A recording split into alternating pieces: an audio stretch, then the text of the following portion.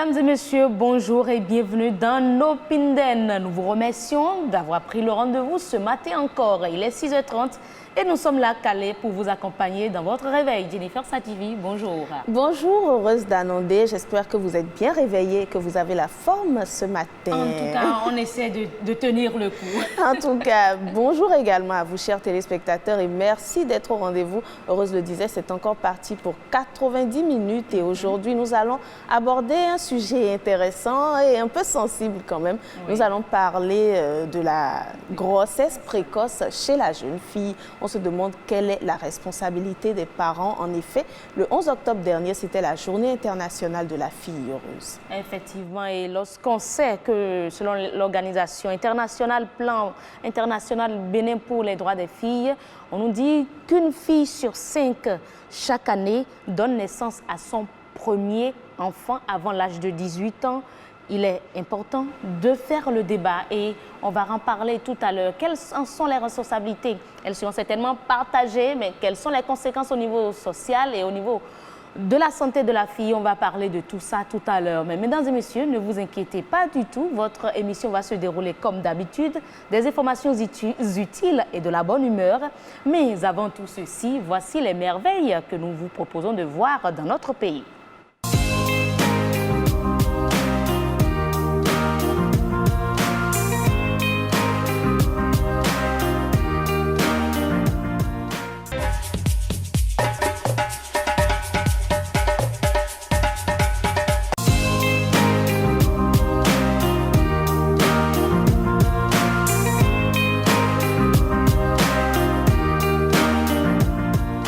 Et voilà, nous étions donc à Porto Novo et aujourd'hui, samedi, Jennifer, oui. À Porto Novo, c'est jamais calme. Beaucoup d'ailleurs sont en train de faire le programme là maintenant. Il y a toujours le AGO. Eh ben oui. Je ne sais pas si Heureuse a une invitation, peut-être. Hein, bon, Heureuse est disponible ce jour, mesdames et messieurs, pour les invitations. Pour l'instant, rase, il n'y a encore rien.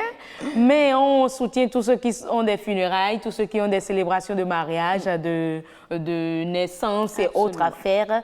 Que ça bouge ce week-end, ce samedi précisément. Absolument. Alors, mesdames et messieurs, à présent, nous allons vous inviter à suivre l'humour.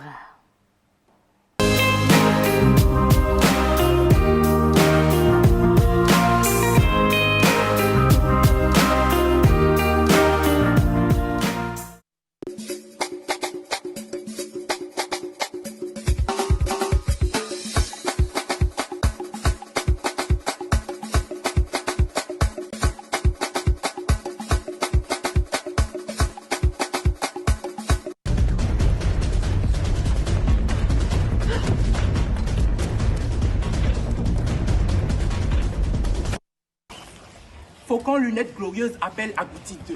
Oui. Faucon lunettes glorieuses appelle Agouti 2. Faucon lunettes glorieuses. Oui. Qu'est-ce qui se passe? Aucun mécréant dans le visuel. Aucun mécréant dans le visuel. Tu es sûr? Oui. Bon, vas-y voir. Hein? Vas-y voir là-bas. Là. C'est ok là. Tu vois pas? C'est ok là. C'est moi qui est parti. Toi-même, faut partir. Toi-même, faut partir. C'est façon il a gardé pistolet que toi-même tu as gardé pistolet. Toi, faut pas. Hein? Il faut nous surprendre, hein? Je suis ton chef, hein? C'est toi qui m'as donné le diplôme de la police. C'est toi qui m'as donné le diplôme. Eh bien, voilà, mesdames et messieurs. Une opération assez délicate. Assez particulière, j'ai envie de dire. En tout cas, comme force de sécurité, ça en est quand même deux. Hein? En tout cas, je n'ai jamais vu ça. Je crois que ça ne peut être que de l'humour, Heureuse, jamais de la réalité. Ouais. Aucune réalité, pure fiction, mesdames et messieurs. Alors, vous qui êtes encore au lit, nous allons vous inviter à vous lever, on va bouger un peu. C'est le clip du jour.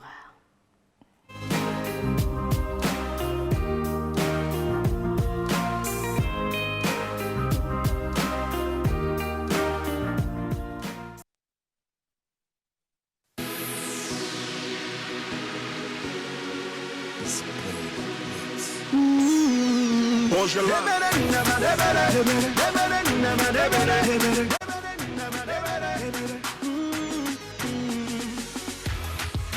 les jaloux, ils ne peuvent rien contre nous. Mais si les jaloux, c'est seulement Dieu qui décide. Oh, anana et anana, il ne peut rien contre nous. Anana et anana. Ils ont décidé de nous compliquer la vie. Ils veulent pas nous voir avancer dans la vie. Mais qu'est-ce qu'on a fait? Qu'est-ce qu'on a fait? Qu'est-ce qu'on a fait pour mériter cette haine? N'oublie jamais ta réussite, te suscitera beaucoup d'ennemis. Ce qu'ils veulent, c'est que tu tombes, ils préfèrent te voir souffrir. Ils ont oublié, ils ont oublié, ils ont oublié qu'ils n'ont pas le dernier mot. Laissez les jaloux, ils ne peuvent rien contre nous. Eh bien voilà, mesdames et messieurs, c'était donc Wilf Enigma qui décide. Qui décide, on laisse les jaloux et puis Dieu s'en charge, Jennifer. C'est tout ce qu'il faut savoir et puis voilà, avoir les yeux rivés sur Dieu et ne pas tenir compte de ces jaloux qui peuvent vous freiner, mesdames, messieurs. Personne. Rien ne peut vous freiner si Dieu est là. Qui décide, c'est lui. Et c'est Wilf Enigma qui le dit, mesdames et messieurs. Alors, à présent, on va peut-être dire que les choses encore plus sérieuses vont démarrer dans Et si on en parlait?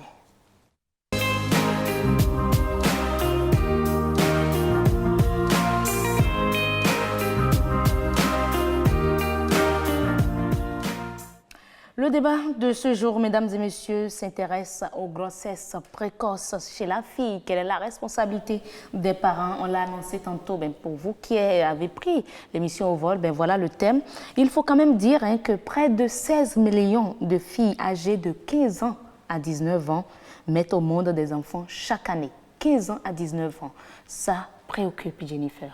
Oui, il y a certainement des interrogations qui se suscitent et nous allons y répondre avec nos invités déjà sur ce plateau. Nous recevons quelqu'un qu'on ne présente plus vraiment, actrice et activiste des droits humains, Sandra Diarro, bonjour. Bonjour. Vous êtes sur ce plateau en tant que mère de famille et nous apportez un peu votre expérience et tout ce qu'il faut savoir sur le sujet. Merci d'avoir accepté notre invitation. C'est moi. En face de vous, Monsieur Guevara Dayou. Bonjour, monsieur. Bonjour, madame. Président d'ONG, mais vous êtes sur ce plateau en tant que spécialiste des questions de protection sociale. Merci d'avoir accepté notre invitation. Et au téléphone, nous recevons Madame Brigitte Dagba, responsable programme jeune à l'Association béninoise pour la promotion de la famille. Bonjour Madame Dagba. Bonjour Madame Heureuse. Oui, et Jennifer aussi. Vous restez en ligne avec nous, nous allons faire le débat. Eh bien voilà, qui est lancé, que ça lance les bonnes choses. Mesdames et messieurs, elle l'a dit tantôt, nous avons Sandra Diarro sur ce plateau qui ne connaît pas l'histoire de Sandra Diarro. Et je dirais, ça fait partie des raisons pour lesquelles elle est d'ailleurs ici, pour nous rappeler son histoire, comment elle a pu s'en sortir, quelles ont été les responsabilités de ses parents dans le temps. Mais Madame Diarro, on a eu des filles, on a dit tantôt, de 15 ans qui mettent au monde leur premier bébé. On a même eu des enfants âgés de 9 ans, des filles de 9 ans qui mettent au monde leur premier bébé. Pour vous, qui avez été mère, alors là, très jeune, qu'est-ce qui pourrait expliquer ces raisons ou qu'est-ce qui peut les expliquer? Est-ce qu'il y a une raison? On dit souvent c'est un accident. Un accident C'est ce qu'on de dit. parcours. C'est un accident. Donc, moi, j'ai eu ma première fille à 17 ans, d'accord? Donc, c'est vrai qu'il y a des enfants, même à 9 ans, 13 ans, jusqu'à l'âge de 15 ans, 16 ans, jusqu'à 19 ans, qui ont leur premier bébé. C'est pas... Pourquoi on en parle aujourd'hui? Parce que c'est quelque chose qu'il faut éviter, parce que ça a trop de conséquences dans la vie. Ça a trop de conséquences sur l'avenir, surtout de cet enfant, de cette fille, parce que l'enfant n'évolue pas normalement. D'accord? Donc, ce n'est pas quelque chose qu'il faut encourager. Il ne faut pas encourager. Il faut tout faire comme on le fait déjà. Maintenant, je vous remercie beaucoup déjà pour ce thème-là. Il faut vraiment sensibiliser et apporter des solutions à ces jeunes filles, voilà, surtout celles qui sont en milieu scolaire, pour leur permettre de pouvoir atteindre leur objectif dans la vie. D'accord, mais on se demande quelles sont les raisons ou quelle est la raison qui occasionne cette grossesse précoce, Heureuse l'a dit, auquel on assiste de plus en plus. Il y a plusieurs raisons. Il y a plusieurs raisons. Par exemple, si je prends moi mon cas, parce que c'est toujours comme ça, il faut commencer déjà par son cas, il y a la naïveté. D'accord. Il y a la naïveté parce que moi, je ne peux pas dire que mes parents ne m'ont pas éduquée. Mes parents m'ont bien éduquée. Je l'ai assimilée, mais les circonstances ont fait que je n'ai pas pu vraiment empêcher cela. Voilà. Les circonstances. Les circonstances où je pense que c'est parfois, quand on parle de grossesse, on parle souvent, on indexe la fille. Non, c'est deux personnes qui ont mis enceinte.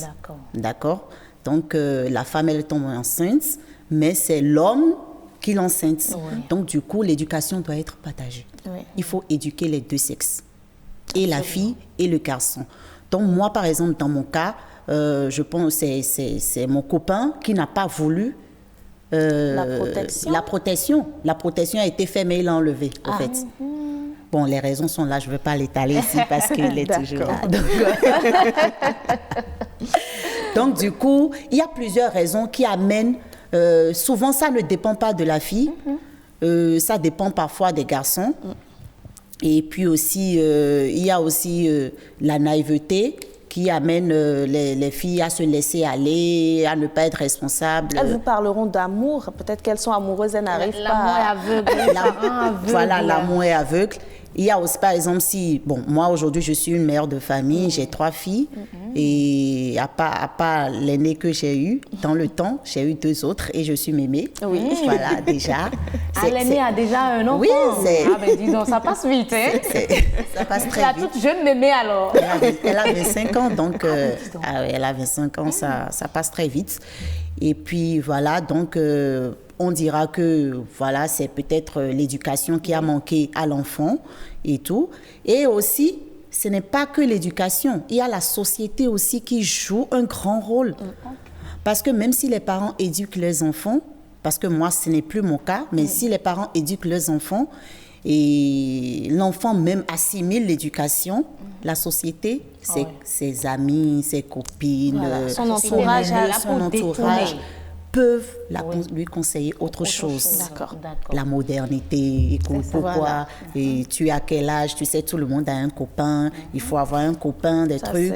Ou bien, pourquoi tu veux te préserver? Il y a des pilules, il y a tellement de choses. Et il y a même, moi, ma deuxième fille, par exemple, m'a raconté un truc où elle a une copine, par exemple, qui se dit, je vais tomber enceinte pour avoir la paix.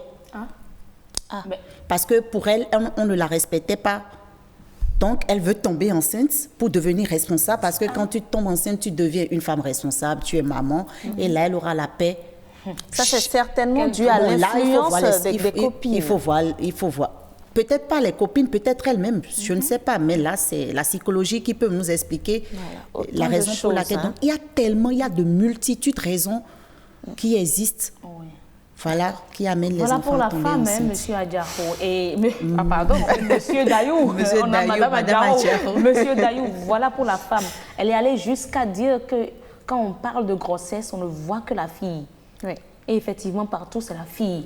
Mais il y a également la responsabilité du garçon, le rôle que les parents du garçon peut-être doivent jouer à son niveau. Pour vous, comment vous voyez la chose? Comment on peut expliquer ce phénomène de grossesse précoce chez la fille? Oui, avant d'entrer dans le vif du sujet, permettez-moi de rappeler ce que c'est qu'une grossesse précoce. D'accord. Une grossesse est précoce compte tenu de l'âge de la personne qui porte cette grossesse. Et chez nous, au Bénin, la majorité est à partir de 18 ans. Mais pour certains actes aussi, la majorité s'élève jusqu'à 21 ans. Donc, toute personne qui porte une grossesse et qui est en dessous de 18 ans porte une grossesse précoce. Et cette grossesse-là, justement, a des risques, mais les médecins seront mieux placés pour nous en parler. Je crois que c'est pour ça Madame Dagba est là. Elle va intervenir tout à l'heure. Tout à fait. Donc, les raisons qui pourront expliquer une grossesse précoce, Madame Adjaro est revenue largement dessus. Elle est revenue sur l'éducation. Et c'est tout à fait raisonnable de vouloir éduquer quelqu'un qui porte une grossesse, mais il faut aussi éduquer l'auteur de la grossesse. Absolument. Parce qu'une grossesse, c'est 2 personnes. C'est un homme, c'est une femme. Donc, on ne peut pas dire qu'on veut faire de l'éducation sexuelle, parce que c'est parfois par manque d'éducation sexuelle que les grossesses précoces surviennent. On ne peut pas dire qu'on veut faire de l'éducation sexuelle et laisser de côté les hommes, les garçons, l'adolescent, alors qu'ils sont aussi responsables de ces grossesses précoces-là. D'accord. Donc forcément, quand on parle d'éducation, nous devons éduquer les filles, mais nous devons aussi éduquer les garçons. Les garçons. Parce que justement, hein, comme vous l'avez dit, on observe que lorsqu'on parle de grossesse, les éducateurs vont beaucoup plus vers les filles. Est-ce que cela ne contribue pas un tant soit peu à ces grossesses en recrudescence auxquelles nous assistons? Bon, quand vous parlez des éducateurs qui vont exclusivement à l'endroit des filles, ou même des acteurs, les activistes. Oui, chercher peut-être à comprendre au fait la source de leur financement. Si par exemple ils obtiennent un financement qui les oblige au fait à éduquer que des filles, à s'orienter que vers des filles, mais ils vont le faire compte tenu des obligations du bailleur. Mais l'idéal aurait été que ce soit des garçons et des filles qui soient éduqués. Et je pense qu'il y a quand même des projets qui existent en ce sens, où des organisations de la société civile vont dans des écoles pour éduquer sexuellement les adolescents et les adolescentes sur leurs droits sexuels de la reproduction. D'accord. Est-ce que cela n'est pas quelque part aussi dû au fait que la fille soit un peu plus fragile dans cette situation parce que c'est elle qui subit tous les petits malaises, elle arrive parfois à mettre un frein à ses études, etc. Est-ce que quelque part le garçon ne se sent pas un peu plus protégé, plus libre? On pourrait être amené à dire oui, que le garçon, puisque ce n'est pas lui qui porte la grossesse, donc ce n'est pas lui qui porte voilà, tous les effets liés à la grossesse. Donc ça pourrait amener à dire que voilà, il ne se sent pas réellement responsable de la grossesse. Encore que selon les médecins, quand la femme tombe enceinte, l'homme également ressent les symptômes. Oui, surtout si ils sont très fusionnels. Ben voilà.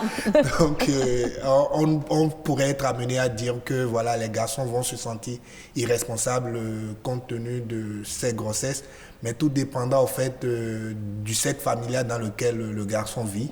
Et tout dépendra aussi du cercle familial dans lequel la femme vit, la fille vit. Donc, le cercle familial peut parfois amener à faire pression sur l'auteur de la grossesse.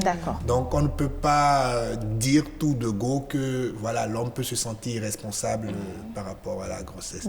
Et permettez-moi de revenir rapidement sur certains aspects sur lesquels Mme Adjarou a insisté dans son intervention. Vous savez, en termes d'éducation, on a 3 cercles qui influencent l'éducation. Il y a le cercle familial, il y a le cercle de l'école, mais il y a la rue qui existe entre l'école et la maison. Donc vous avez beau vouloir protéger vos enfants vis-à-vis de certains messages que vous ne voulez pas leur porter, vis-à-vis d'une certaine éducation que vous ne voulez pas leur donner, s'ils arrivent à l'école et qu'ils réussissent encore à échapper à cela, ils doivent traverser la rue pour aller à l'école. Donc, vous ne pouvez pas, par exemple, en passant dans la rue et en écoutant une chanson obscène, demandez par exemple à celui qui est en train de jouer la chanson obscène d'éteindre la chanson.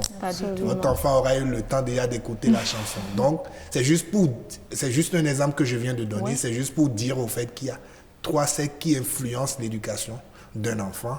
Donc, si les parents ne s'engagent pas à revoir leur façon d'éduquer les enfants, forcément, ils vont subir l'influence soit de l'école, soit de la rue. On va revenir à l'éducation tout à l'heure, mais l'aspect même évoqué tantôt prouve, parfois les parents sont étonnés d'entendre les enfants fredonner des chansons qu'ils n'ont jamais peut-être jouées à la maison. Bien sûr. Voilà des raisons. Bien sûr. Mais on va faire intervenir Madame Brigitte Dagba. Vous êtes responsable programme jeune au niveau de l'ABPF.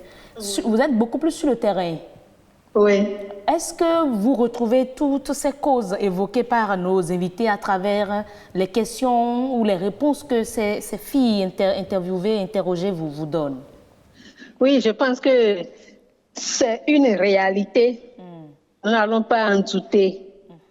Moi, je vais dire que ce qui est à la base de la recrudescence des grossesses non désirées, c'est surtout le manque d'informations sur la sexualité.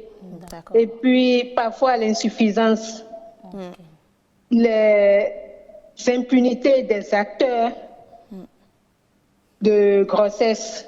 Le garçon n'est souvent pas puni, c'est ce que vous voulez dire? Oui, parce que Si c'est un jeune garçon, peut-être que inconsciemment, oh, il est là et puis il ne voit pas l'importance de l'acte posé. Vraiment. Il s'en fout.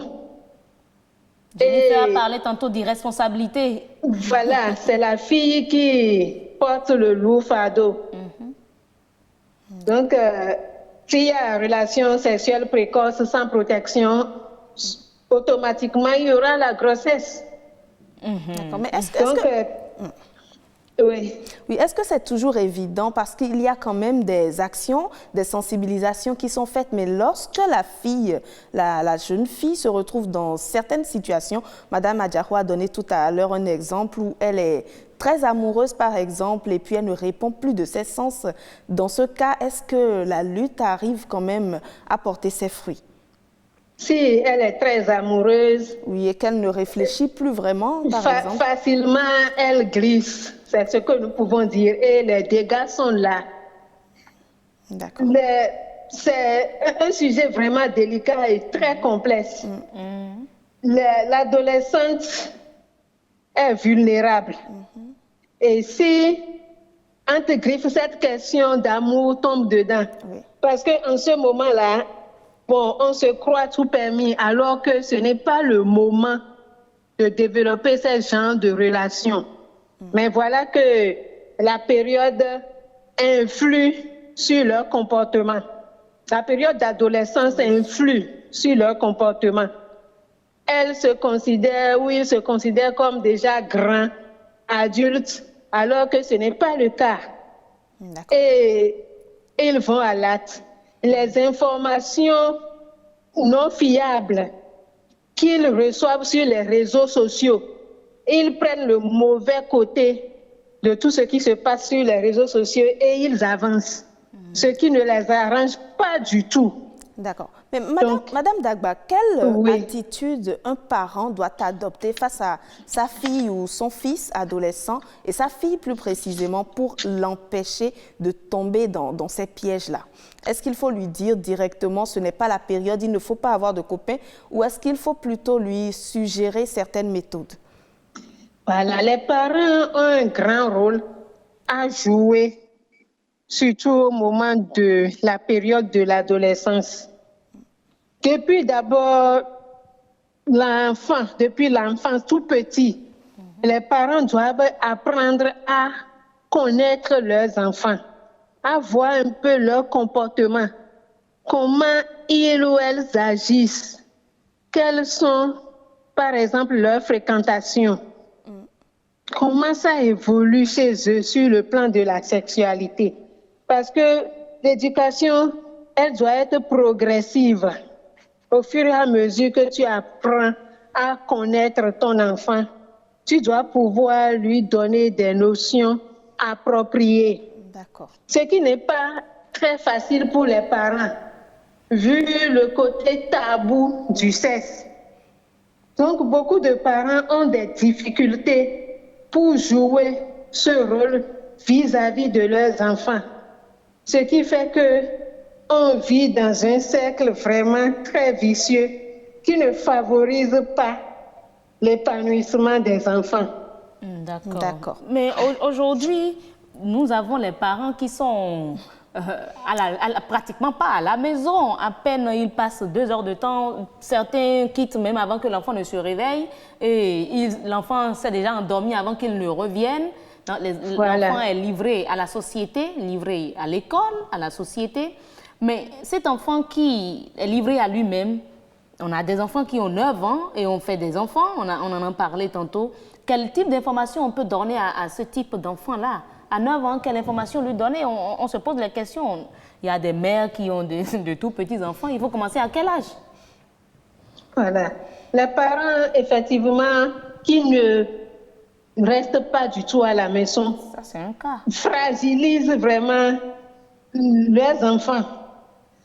À 9 ans, l'enfant veut amorcer la période de puberté. Donc, normalement, le papa ou la maman doivent être disponibles pour donner des informations à leurs enfants à cet âge. Essayez de discuter avec voilà qu'ils sont absents.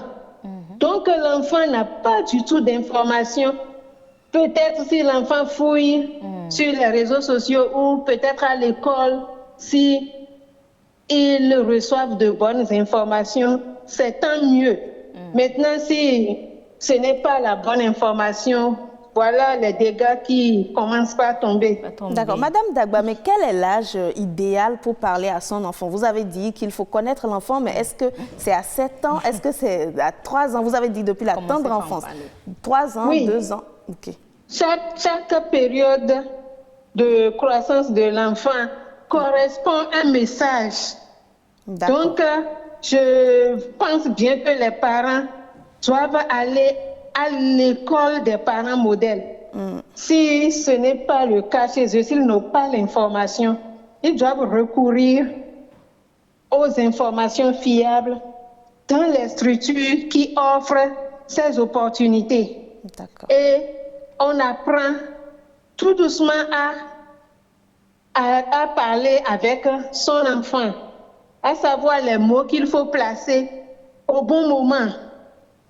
Parce que l'enfant, si il pense que les parents sont ouverts vis-à-vis d'elle ou bien de lui, ils ont la facilité de leur poser beaucoup de questions.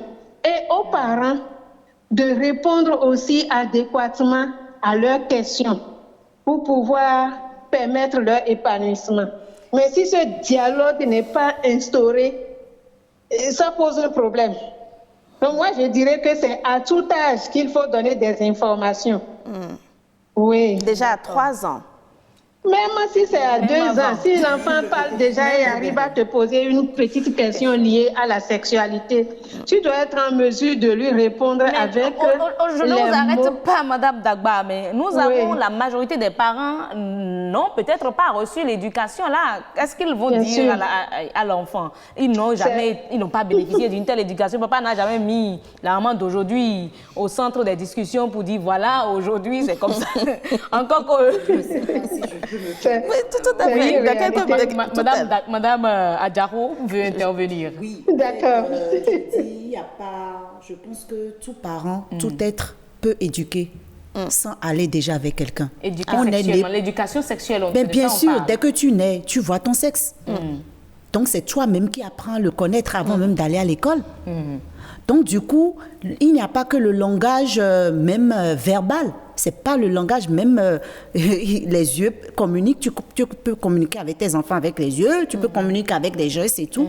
Donc tu peux communiquer avec ton enfant à tout moment. Même le bébé déjà. Tu communiques avec le bébé. Le bébé a son cerveau. Quand un enfant naît et on le porte sur les cuisses, on lui fait les massages, des trucs, on ramène ses fesses, on lui met de l'eau dans son pénis et tout ça. C'est déjà une communication avec le bébé.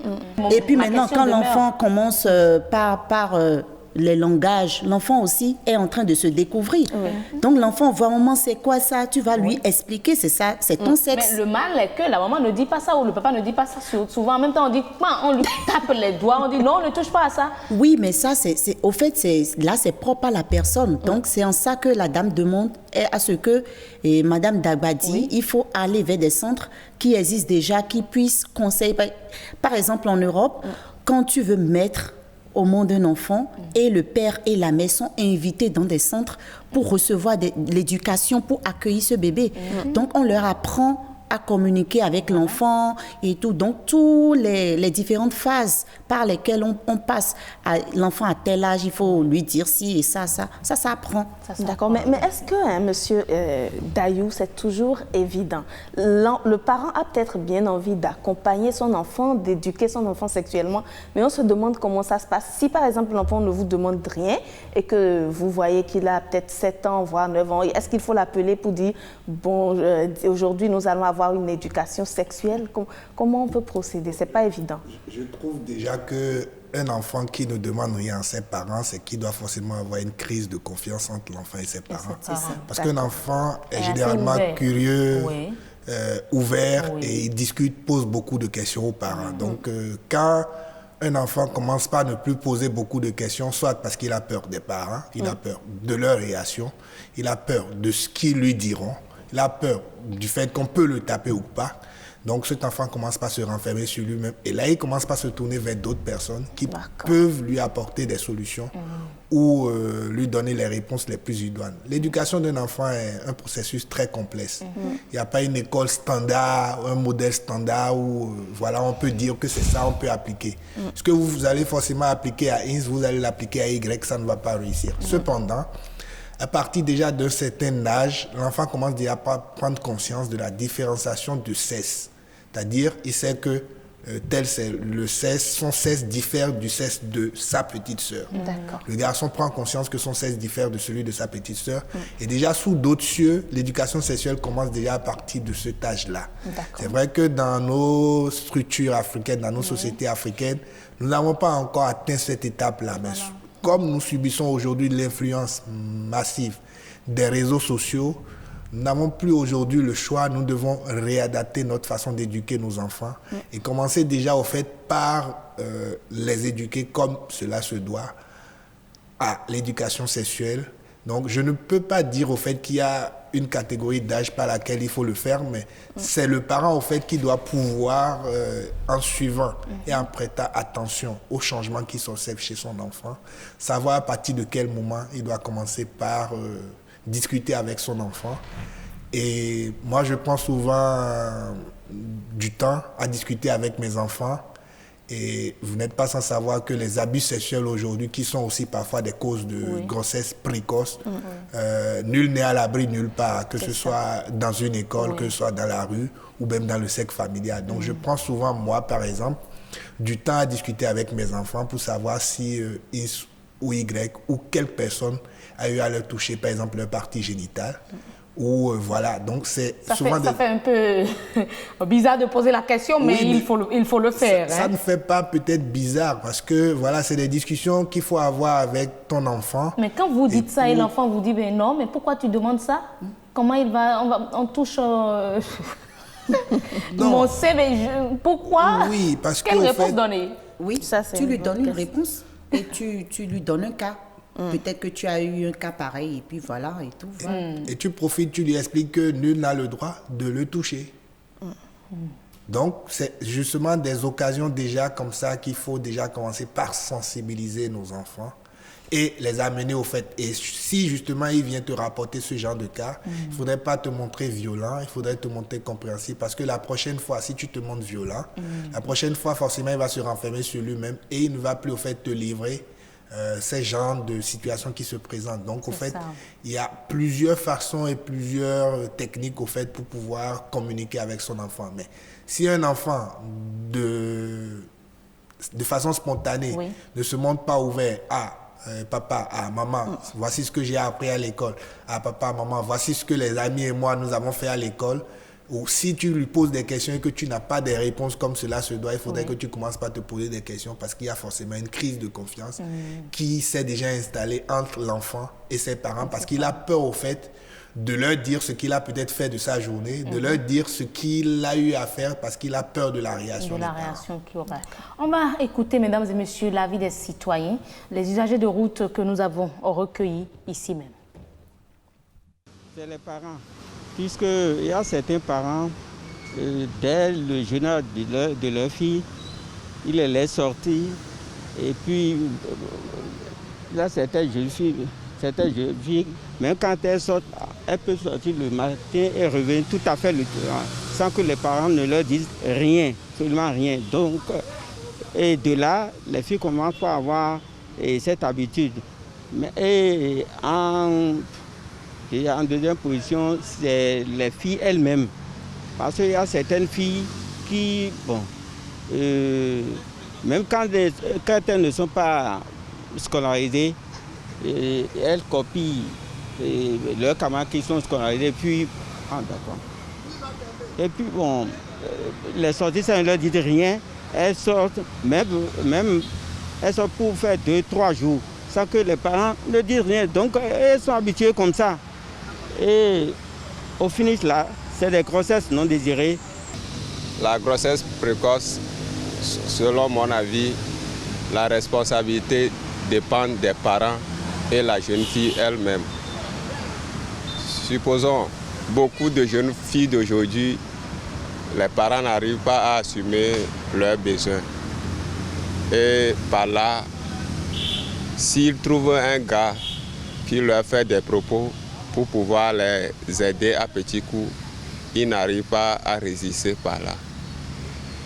Et il y a aussi d'autres filles là, ça ne dépend pas des moyens. Et c'est elles-mêmes qui déconnent, ce qui les amène à avoir des grossesses. Et elles n'arrivent pas à trouver l'auteur de la grossesse même.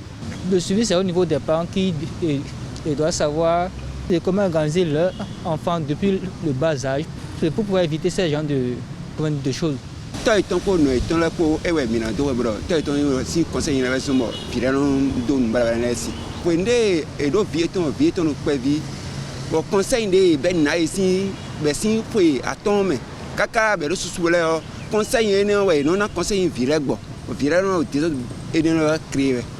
Au fond, est-ce que nous sommes idala rodé les chiens des îles nous coïto à Jijayani cochile nous et ido ne soit ban à trop de kekanya soit à solo wa me keke yani et funi les nouveaux wano évitalo et ruino do plat wa conseiller ana plai et plat là au do beli bon deseno keke ayi vutu kara ko no keke nijo tabo ito de so nu deba Evitalone et Nino et Funo, la Yimbaji, surtout les néo du Meladja, nous gagouigui, des îlots ou à plé, à bémé d'assez. Là, c'est là, on tient à Hevapo, à Nifou.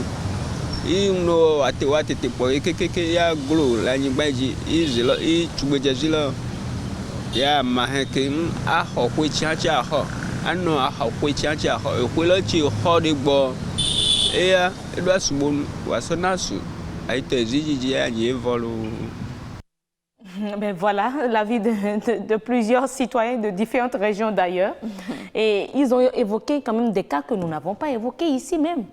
Des parents qui n'arrivent pas à subvenir, beaucoup sont revenus sur ça, qui n'arrivent pas à subvenir aux besoins de la fille. Est-ce qu'il faut accuser cette fille-là si elle tombe enceinte d'un garçon qui lui promet la lune?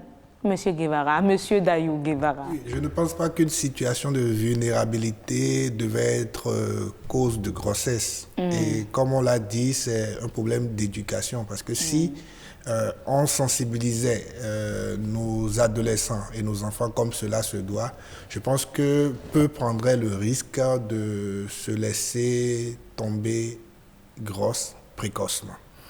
Et je pense que c'est un défaut d'éducation qui amène parfois à cet état des choses.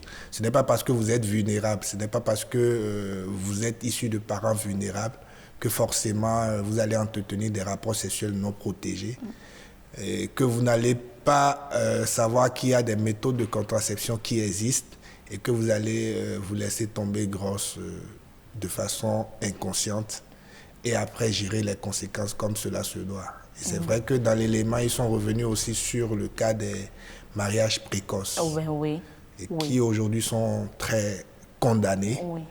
C'est vrai que c'est des réalités socio-culturelles de certaines régions de chez nous, mais cependant, c'est des réalités aujourd'hui d'un point de vue légal qui sont condamnées et les auteurs de ces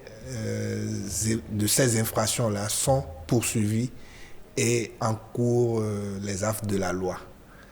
Donc c'est aussi l'occasion pour moi de dire qu'actuellement il y a la loi à raison des infractions, à raison du genre. C'est une loi qui a quand même suscité assez de débats récemment.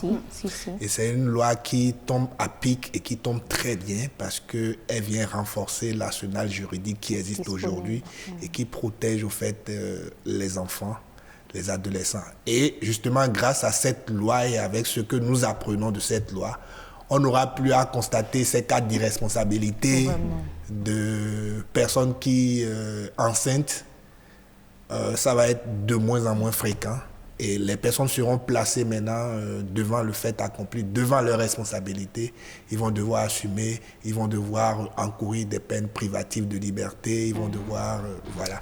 Donc aujourd'hui, il y a le mécanisme qui existe et qui est là. Donc nous allons Nous avons de beaux jours devant nous. Alors, Madame Adjarpo, vous avez également suivi la Vox Pop, votre réaction. Nous avons parlé tout à l'heure de ces cas où l'homme a peut-être plus de moyens que la jeune fille qui est dans une famille pas très aisée.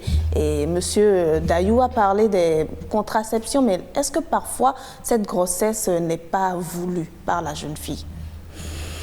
Oui, mais bon, là, c'est un cas déplorable, d'autant plus que est-ce que ton état de vulnérabilité doit t'amener à aller vers un garçon pour voir, ou bien vers un homme pour pouvoir trouver les moyens nécessaires pour subvenir à tes besoins? C'est non.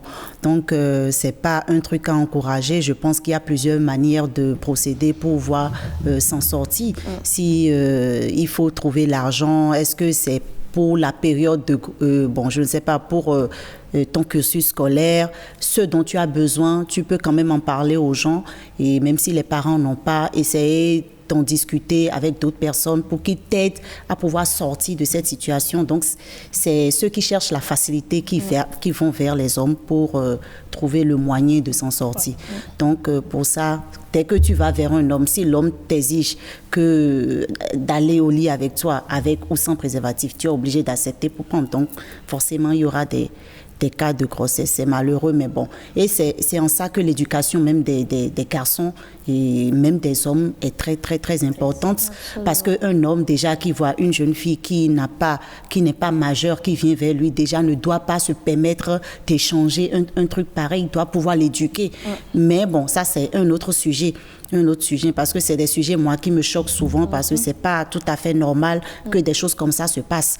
Maintenant, cet homme aussi sait que même si je dois aller au lit avec cette fille, je dois pouvoir la protéger. Et il ne met pas de préservatif, il ne fait rien, et puis il va. Donc, les conséquences sont là, et puis des fois, il les chasse parce qu'ils ne veulent pas reconnaître qu'ils sont l'auteur de la grossesse.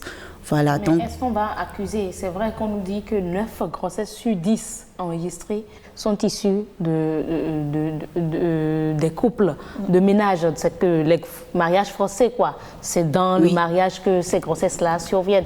Mais lorsqu'on prend le cas du petit garçon ou du garçon et de la fille, le garçon qui vient annoncer ou dont les parents de la fille viennent annoncer aux parents de ce garçon qu'il a enceinté leur fille, quelle réaction les parents doivent avoir de ce garçon? Ils vont le jeter au dehors? Que faire?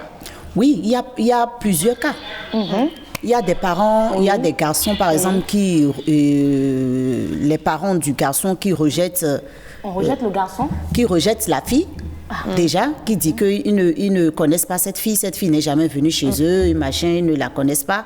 Donc, ils refusent d'assumer la responsabilité. Donc, parfois, il y a les parents de la fille qui font des procès.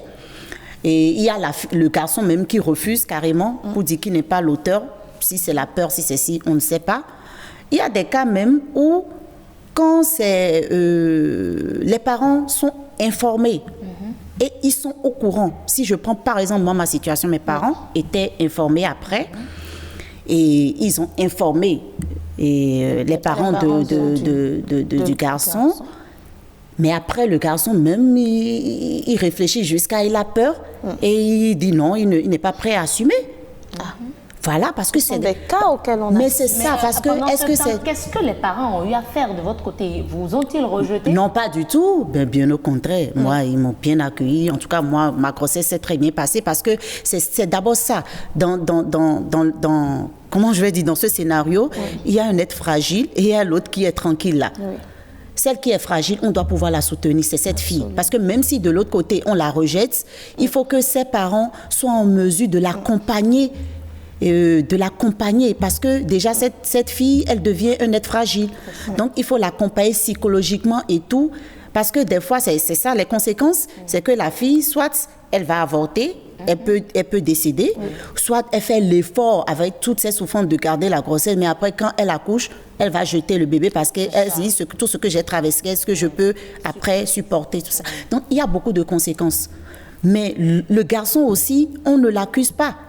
L'éducation aussi, et les parents aussi doivent être responsables aussi de ce garçon, d'autant plus qu'ils doivent l'amener, ils doivent l'accompagner psychologiquement parce que le garçon va se dire « Ah, j'aurai un enfant, oh là là, je ne pourrai pas atteindre mes enfants, oh là là, je ne peux pas se faire ci. » Donc, ça peut ramener le garçon à marcher en arrière pour dire « Je ne peux pas, ma vie sera hypothéquée. » Ou ses parents même peuvent la mener à refuser la grossesse, soi-disant que sa vie sera hypothéquée. Donc, du coup, c'est un truc compliqué. Pendant que la vie de la fille, on va dire peut-être... Et ils ne contribuent pas, ils ne contribuent même pas. Ils vous oublient, ils oublient la fille, et puis c'est les parents et la fille qui subissent tout jusqu'à la fin. Après, c'est toujours le papa, parce qu'on ne peut jamais enlever le nom de cet homme-là, de la naissance de cet enfant. Donc, du coup, je pense que l'éducation...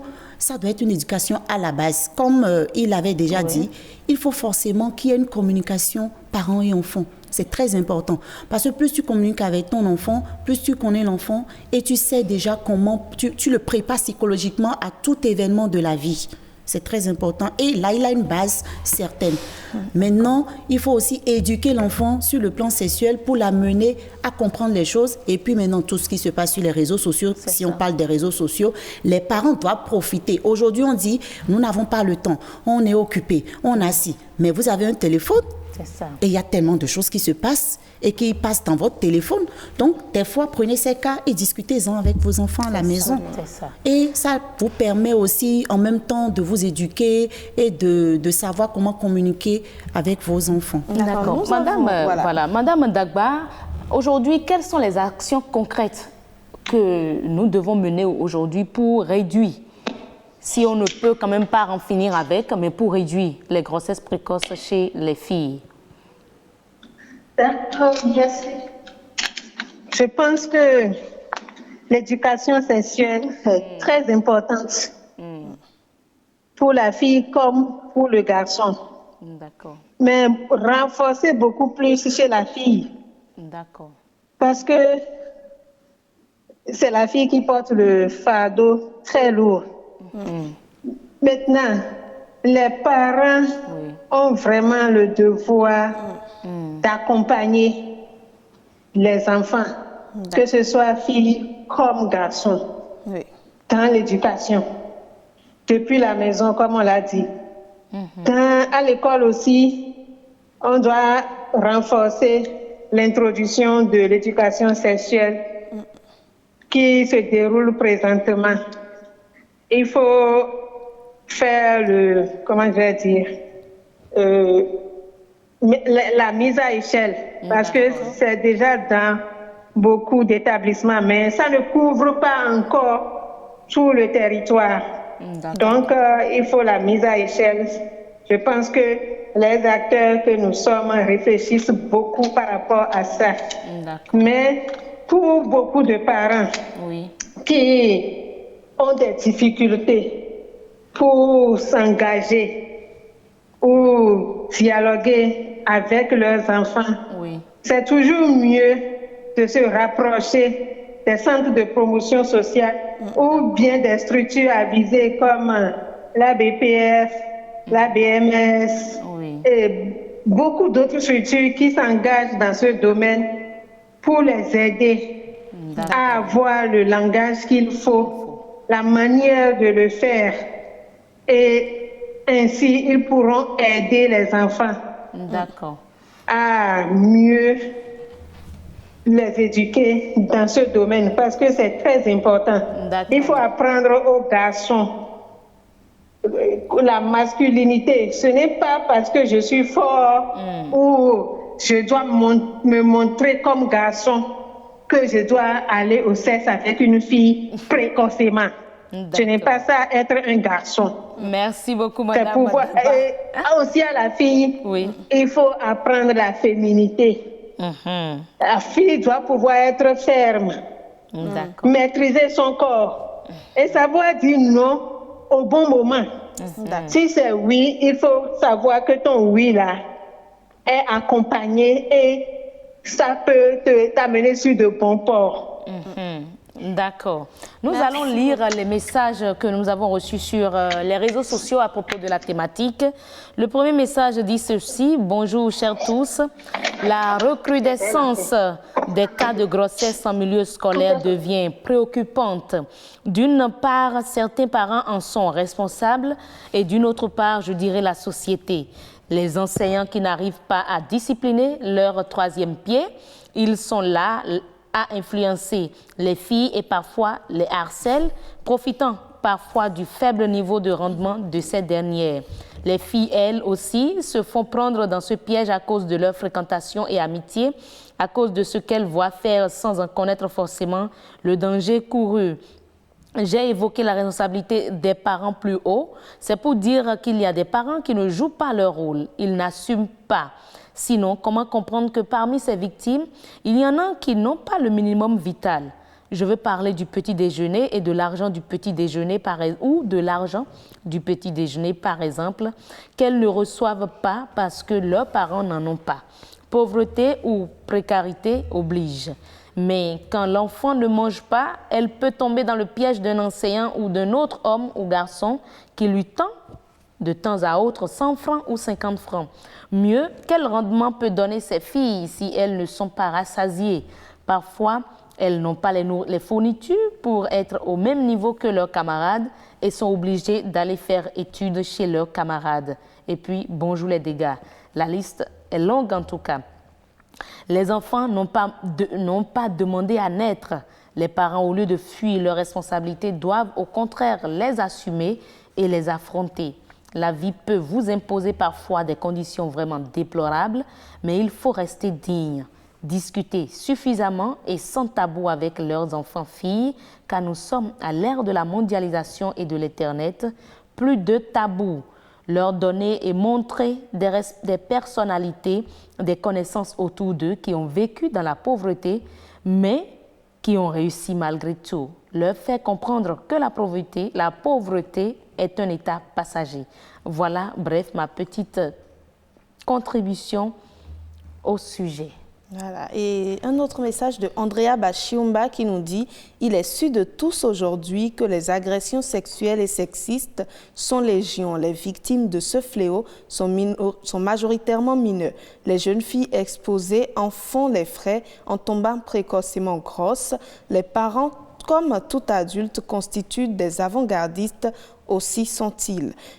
Aussi leur incombe-t-il la protection de ces droits? Les parents assurent-ils réellement le rôle qui est le leur? Les enfants manifestent des besoins dont certains spécifiques aux filles, mais malheureusement non assouvis toutes les fois, ce qui engendre la déviance des filles qui se livrent à elles-mêmes et à tout venant. On parlera ici d'une fuite de responsable et de démission parentale et de fuite de responsabilité des parents, car ils n'ont pu ni cadrer ni répondre favorablement à leurs besoins. Le manque de dialogue entre parents et enfants, la rigueur excessive et la douceur extrémiste sont quelques facteurs qui conduisent à la déviance de ces enfants. Eh bien voilà, mesdames et messieurs, quelques messages reçus au niveau des réseaux sociaux. Monsieur Dayou, nous sommes au terme de nos échanges. Pour conclure, qu'est-ce que vous avez à conseiller aujourd'hui très rapidement aux parents parce qu'ils sont au cœur de nos échanges? Oui, ce que je pourrais conseiller aux parents, c'est d'éduquer leurs enfants sur des questions sexuelles. Aujourd'hui, le sexe n'est plus un tabou. Et nous ne devons plus vouloir éduquer nos enfants comme nos parents nous ont éduqués, parce que si nous refusons de le faire, la rue va le faire, les réseaux sociaux vont le faire, et nous serons dépassés par les conséquences de notre désavou. Donc nous devons éduquer nos enfants sur les questions sexuelles pour justement prévenir les grossesses précoces. Mais voilà, Madame Adjaro, il a dit beaucoup. Les messages sont plus axés sur la fuite de responsabilité des parents. On met la pauvreté devant, on ne veut pas prendre ses responsabilités. Qu'est-ce que vous le dites très rapidement? Oui, bon, moi, déjà, la base, c'est d'abord les parents. Donc, je vais demander aux parents d'éviter de rendre négatif ce mot « tomber enceinte ». Parce que c'est l'enfant même qui naît, découvre son corps. À un âge donné, la fille a des envies. Le garçon aussi a des envies. Donc, il faut accepter déjà ça pour trouver que c'est une chose normale pour mieux éduquer l'enfant. Donc, quand on l'éduque comme ça et puis cesser de dramatiser les choses, quand on dramatise moins, on arrive à mieux communiquer avec son enfant. Et là, l'enfant perçoit mieux. Voilà, donc il faut que la communication soit une communication d'amour, une communication de partage. Sur le sexe. Voilà. Madame Dagba, vous êtes encore avec nous? Oui, je suis en ligne. Voilà, alors à votre niveau, qu'est-ce que vous avez à dire précisément pour ces parents qui ont ces cas-là, qu'ils gèrent? L'enfant est venu avec la grossesse. Qu'est-ce qu'ils doivent faire pour finir? L'enfant est venu la grossesse, c'est que les parents doivent prendre leurs responsabilités avec courage. Oui, ça veut dire que quelque part, ils ont œuvré, mais ça a raté. Mais ce n'est pas la fin du monde. D'accord. Ils doivent prendre leurs responsabilités et accompagner cette fille-là. Aider si l'auteur de la grossesse, sinon les parents de l'auteur de la grossesse doivent reconnaître aussi l'acte posé par leur garçon. Et ensemble, ils vont œuvrer pour que cette fille puisse, comment je vais dire, arriver à terme de sa grossesse et accoucher. Et aider toujours jusqu'à ce que elle-même puisse reprendre les écoles ou bien l'apprentissage. Voilà. Et aider aussi le petit garçon à grandir ou bien la petite fille qui est née à grandir. D'accord. Mais c'est question de courage. Ça ne s'apprend pas, ça ne s'arrête pas. Mais voilà, c'est une chaîne, hein, mesdames et messieurs. Merci, Madame Brigitte Dagba. Vous êtes responsable programme Jeunes au niveau de l'association béninoise pour la promotion de la famille. Nous avons eu également Sandra Diaro, mère de famille, qui nous a parlé également de son expérience et des dispositions qu'elle propose aux parents. Aujourd'hui, Monsieur Guevara Dayou, père de famille, spécialiste des questions de protection sociale. Merci également d'être passé ici. Eh bien voilà, mesdames et messieurs, vous qui êtes dans le cas, ce n'est pas le moment de rejeter la fille, ni de couper peut-être le petit déjeuner ou l'argent de poche aux garçons. Accompagnez-les pour que nous ayons une société épanouie. Et ce sera tout. Merci pour l'attention. On va se retrouver juste après ceci, mesdames et messieurs. Bienvenue au Bénin. Paysage verdoyant, relief multiforme, faune et parcs naturels, plages ensoleillées, cité balnéaire ultra moderne, rythme au corps, rite au cœur, vestiges et reliques d'une histoire séculaire, brave peuple, biens et personnes sécurisées. Le Bénin, terre de... Déjà arrivé, vous est-il déjà arrivé de vous asseoir au seuil de la porte? Oui.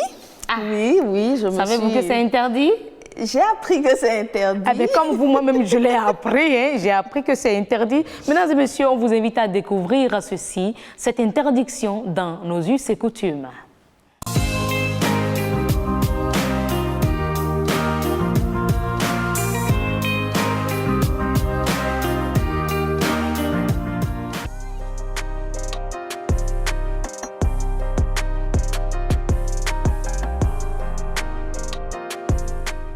Une femme enceinte ne doit pas rester au seuil d'une porte.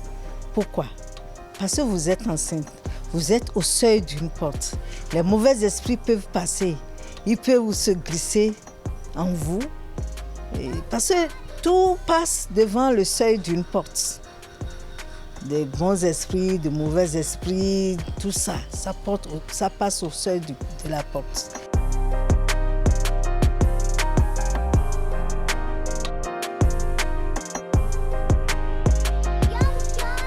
Les esprits qui rentrent. Les esprits rentrent tout le temps dans les chambres, dans les maisons, ressortent comme ils veulent. Mais vous êtes là, en rentrant, ils rentrent en vous. C'est votre enfant, ils attaquent. Quand ils naissent, ils vont naître avec des malformations, ou bien vous mettez au monde un monstre, ou bien un enfant qui ne parle pas. C'est l'esprit là qui est en cet enfant.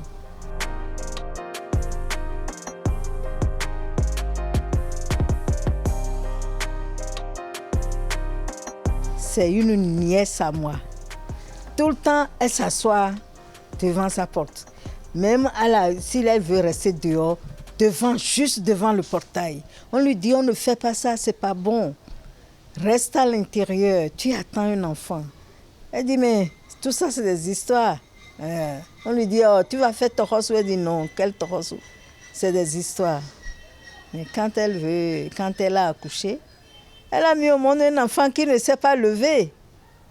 Oui, le petit a grandi, il est grand maintenant, mais toujours est-il qu'il ne marche pas. Hein? Il faut qu'il prenne ses fesses pour se déplacer. Juste maintenant, il est déjà grand, il est toujours comme ça. Il a été à l'école, tout ça, on l'amène à l'école comme ça, il a été à l'école, il est allé jusqu'au baccalauréat. Mais il ne peut pas se tenir debout. On l'a amené en France, on l'a amené un peu partout. Ses parents ont un peu d'argent, ils ont tout fait. En fin de compte, on a dit, bon, on va l'amputer, lui placer des prothèses, mais ça n'a pas marché.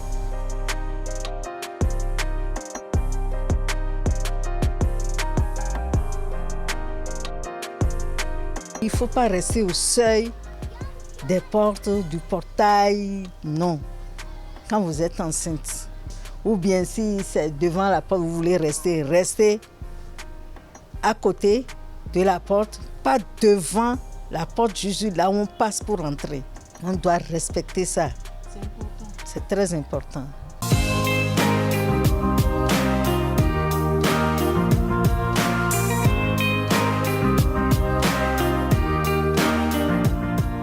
Eh bien voilà, mesdames et messieurs, nous sommes en Afrique et nos us et coutumes, c'est plus que des dogmes, hein. On les accepte comme ça. Elle a donné un cas précis, mais il faut quand même préciser, hein, dans certaines régions, on n'attend pas que vous soyez enceinte pour vous l'interdire. Interdire de vous asseoir. Tout homme, c'est juste un interdit, on ne reste pas ou on ne s'assoit pas au seuil de la porte.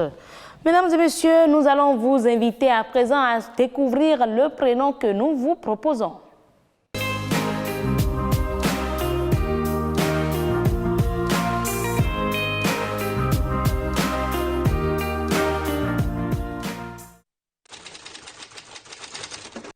Fadonoubo, le Fa avait dit que oui, le Fa avait prédit, oui, que c'est seulement 12 ans après notre mariage que nous pourrons avoir d'enfants. Et que vraiment, on s'est peiné, on a tout fait, on n'a pas eu d'enfants avant la 12e année. Donc Fa et Donoubo, le Fa a dit vrai. Fa Oromila. Oba ogbomi le gun me kanu gbome ro kuli ho tikui no kon video ho me nu la gban me jiro me agban ro gege no gba me de voton. En principe, celui qui porte ce prénom doit reconnaître les mérites du Fa. Celui-là va aimer le Fa, il ne pourra pas détester le Fa. Un enfant qui porte Fadonoubo normalement doit aimer la tradition. La culture, oui. Nom de famille, qu'est-ce que vous appelez le nom de famille? C'est un nom qu'on a donné à un grand-parent, mais que ses descendants ont voulu maintenir, c'est tout. Ils ont voulu maintenir ça, c'est tout. Une femme peut porter aussi Fadonoubo. Le Fa, c'est Fa. Si le Fa a dit vrai, le Fa a prédit que vous aurez d'enfants dans 12 ans et que l'enfant vient en sexe féminin, avec le sexe féminin, mais on va pas dire, il n'y a pas le prénom Fadonoubo n'est pas masculin ni féminin, c'est ce que je voulais dire. Voilà, Fadonoubo, vous qui êtes prénommé Fadonoubo, on vous salue juste, on vous fait un coucou à travers nos pindaines. Mesdames et messieurs, voici la capture.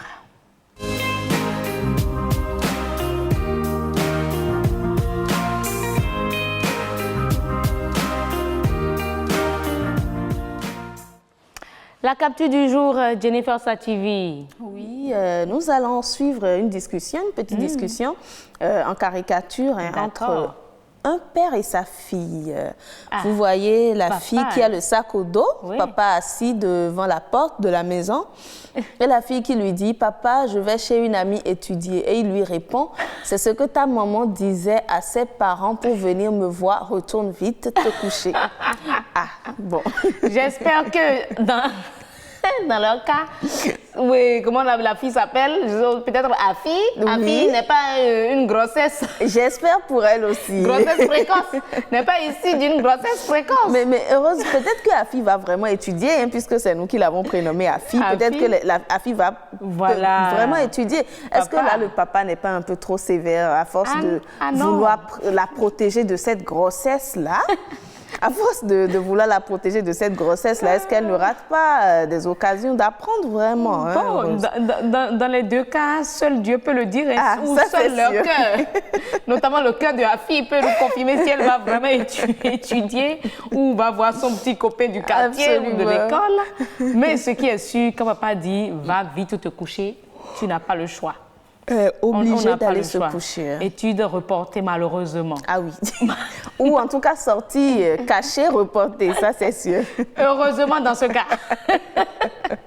Merci Jennifer pour avoir partagé cette caricature avec nous qui parle parfaitement de la thématique du jour. Absolument. Grossesse précoce chez les filles. Instant écho, c'est tout de suite.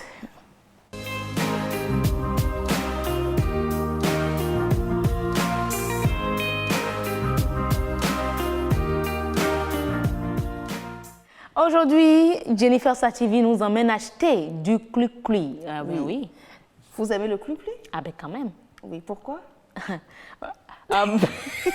Jennifer, on parle de clui-clui, pas pourquoi, je sais où vous en venez.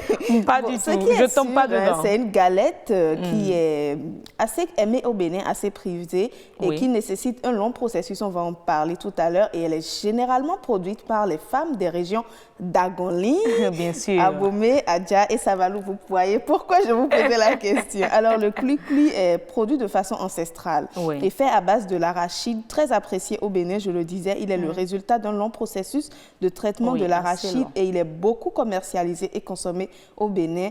L'arachide utilisé pour la production du clui-clui est l'arachide sèche. Le clui-clui se fait uniquement avec l'arachide. Néanmoins, certaines femmes y rajoutent de la farine de manioc ou de la farine de maïs pour en avoir en grande quantité et pour en tirer. Voilà, ce n'est pas bon, ça dénature le clui-clui, mais ça leur permet d'en tirer bénéfice. Malheureusement, comme vous le disiez, la qualité diminue. Ainsi, donc, nous avons ces deux sortes de clui-clui commercialisés sur le marché, celui mélangé avec la farine de maïs ou farine de manioc et le clui-clui fait exclusivement à base d'arachide. Donc, évidemment, Heureuse va certainement mieux nous renseigner. Le goût est certainement différent. Je vous l'assure. Alors, pour la préparation, nous avons un peu brossé tout à l'heure. Il faut plusieurs étapes dont le séchage, le triage, le décortiquage, le grillage, le pétrissage et le malaxage. Certaines personnes en font une activité et pratiquent cela tous les jours dans certaines régions, notamment comme je les ai citées. Et ici également à Cotonou, on en retrouve le clui-clui de toutes sortes. Il y a différentes formes et puis on s'en sert pour manger beaucoup de choses, que ce soit tout simple ou avec du curry délayé par exemple. Les clui-clui produits se font parfois dans les maisons, parfois dans des sociétés, je le disais, et sont mis sur le marché. Par exemple, de façon standard, générale, le clui-clui vertical, tranche, là qu'on fait. Voilà, exactement. On a eu plusieurs formes d'ailleurs. Voilà, on a eu plusieurs formes. C'est également de l'art. Absolument. C'est pour, ça s'apprend, voilà, parce que ces femmes le disent parfois, ce n'est pas tout le monde qui arrive à le faire. Il faut apprendre ça, je ne sais pas pour vous peut-être, mais moi, je suis sûre que si j'essayais tout de suite, même si j'arrivais à je pourrais faire ce type de clui-clui. Vous êtes systématiquement, si je m'assieds à côté de la dame, là, je le ferai. Mais l'autre qu'on a de façon... En forme d'escargot, non, ça, c'est un peu compliqué. Nous avons aussi des cercles alignés, et etc. Encore que chaque région avec son clui-clui à Djougou, c'est un clui-clui vraiment particulier qu'on a. Et dans le milieu Adja, c'est également un autre type de clui-clui que nous avons. Oui, il faut dire également qu'il y a certaines choses qui caractérisent d'être... On rajoute par exemple des assaisonnements, du piment. Ah ben oui, un milieu à Gonli, ça c'est le piment. Et puis beaucoup de personnes aiment ça. Mais ce qui est sûr sur le marché, ces fines-là, dont Heureuse pense qu'elle peut faire, sont vendues à 25 francs de façon générale l'unité et à 800 francs la quarantaine selon nos informations. Ce type d'escargot, je n'ai malheureusement pas eu les infos sur cela. certainement au même prix, hein, sinon plus, parce que là, ça nécessite encore plus de travail.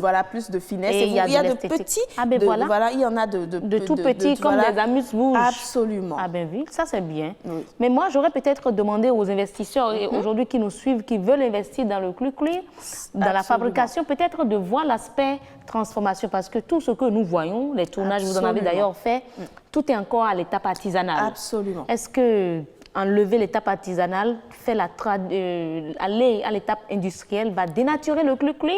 Il faut peut-être voir. C'est une grosse question. Mais ça va beaucoup aider les femmes parce que c'est du boulot, comme vous l'avez dit. Vous avez vu, justement, vous faites bien d'en parler. On a vu le feu, la fumée, tout ça. Tous les jours, franchement, sont à féliciter parce que la santé pourrait prendre un coup, même si ça se fait depuis des années. Et de façon générationnelle, il faut le absolument. dire. Bien et ça sûr. donne envie d'aller chercher le Clucli tout de suite. Hein. Je sais pas pour vous, mais... pas pour ce matin. Non, pas pour ce matin. Mais notre maçon qui nous suit, il n'a pas d'heure pour manger son gari avec le Clucli et il faut surtout pas lui prendre l'eau du gari. Ça, c'est... Merci Jennifer pour cet instant éco. Mesdames et messieurs, voilà des idées qu'on vous donne pour investir. Investissez dans Clucli, mais Clucli fait. Voilà. De cette manière, ça existe encore et encore. Voyez comment vous allez mettre l'astuce qu'il faut pour attirer encore plus de clientèle. Eh bien voilà, mesdames et messieurs, nous amorçons ainsi la descente. Après Instant Éco, voici l'humour.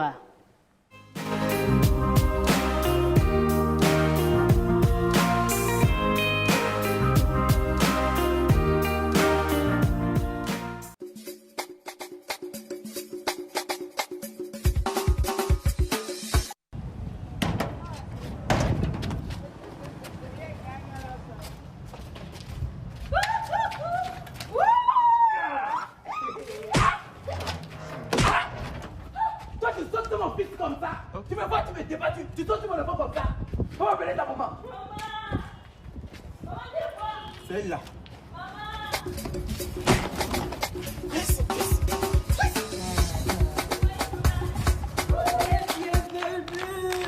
Je suis très contente de t'avoir vu. Ça va, mon beau-fils? Maman, sois le bienvenu.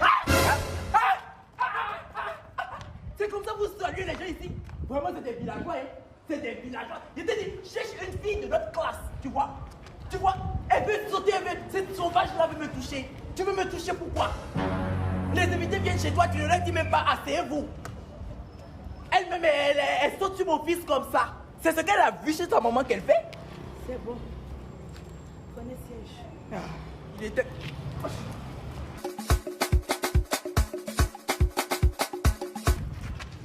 Toi aussi, tu viens t'asseoir parmi nous. Tu viens t'asseoir parmi nous. Là aussi, on va demander avant d'avoir. Vous voyez ça? C'est-à-dire qu'elles ne savent pas vivre. Elles ne savent pas vivre. Et je t'ai parlé de ça. J'ai dit, choisis bien, choisis une bonne femme. Choisis une bonne femme. Tu vois ça? Je vais demander l'eau d'abord. L'accueil nous a déroutés, madame. On devrait vous servir de l'eau à boire, mais la manière dont vous nous avez accueillis, ce n'était pas la peine. Qu'est-ce que tu veux dire par là? Envoie de l'eau à boire. Qu'est-ce que tu veux dire par là? Qu'est-ce que tu veux dire par là? Si tu es dérouté, tu étais dérouté. Tu étais dérouté, ça se voit.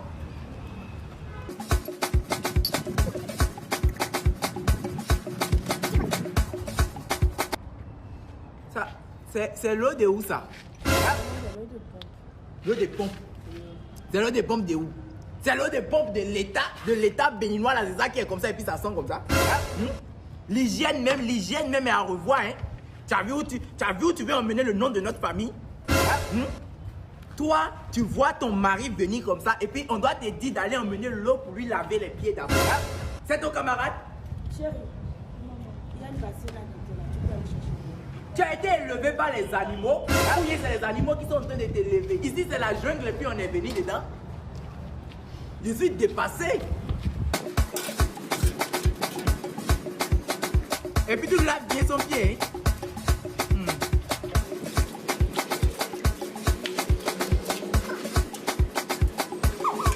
Aujourd'hui au moins, en tout cas, on vous a quand même ramené des choses. On n'est pas venu les mains vides parce que nous au moins on est civilisés. Normalement tout ça là c'est pour vous. Tout ça là normalement c'est pour vous. Mais vu la médiocrité du service, vous méritez 2 citrons. Voilà. Elle se cache nez là. Madame, s'il vous vous plaît. Vous êtes venu, vous m'aviez manqué du respect. Vous êtes tourné sur vous 3 fois, comme si vous étiez téléguidé par un esprit. Je n'ai rien dit. Vous avez manqué du respect à ma fille, jusqu'à ce que vous lui avez demandé de laver les pieds de votre enfant. Je n'ai encore rien dit. Vous nous traitez de pauvres, sous prétexte que vous êtes riches. Ça là ne peut pas entrer dans ma famille d'ailleurs. Il est très mal habillé. Il n'est pas présentable. Vous aussi. C'est mon enfant là. C'est votre enfant. C'est mon enfant là. Vous n'avez pas pu donner une bonne éducation à votre enfant. C'est mon enfant là. Et je vais vous dire non. Je viens de finir. C'est mon enfant là. C'est mon enfant là. C'est mon enfant là.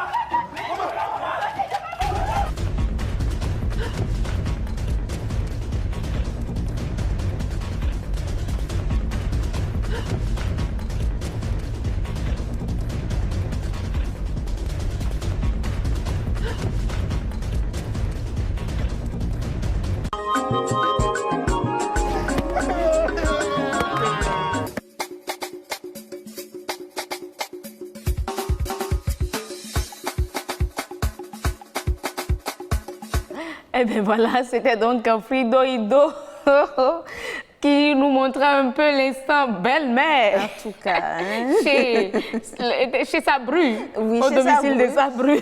Je pense que les belles-mères comme ça, même s'il y a des belles-mères difficiles comme Frido, je pense que ça ne court pas les rues. C'est quand même, il faut quand même dire que c'est un homme qui joue bien le rôle de femme. Ah ben, ce que moi j'ai quand même remarqué, c'est qu'il est... le bâton là, c'est pas loin quoi. Ah, bon, il frappe très vite en tout cas. même sa soeur, belle-mère. La belle-mère de son fils, il ne elle l'a pas personne. raté quoi. Mais voilà, c'était juste pour faire rire, mesdames et messieurs. Nous sommes là en train de prendre congé de vous.